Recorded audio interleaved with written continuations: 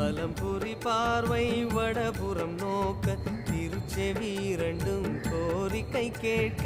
இடக்கை வலக்கை இக பரம் கணிக்க மலரும் இறைவா பதமலர் போற்றி